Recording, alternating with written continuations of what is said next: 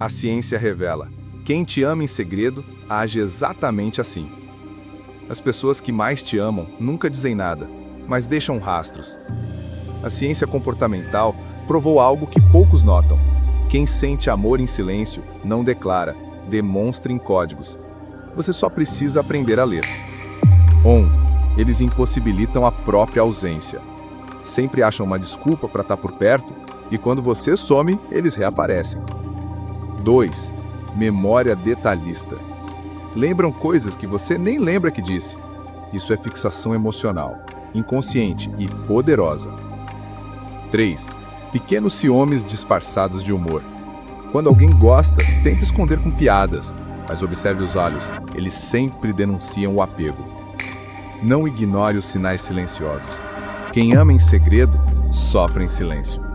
Compartilhe esse vídeo com alguém que precisa ouvir isso.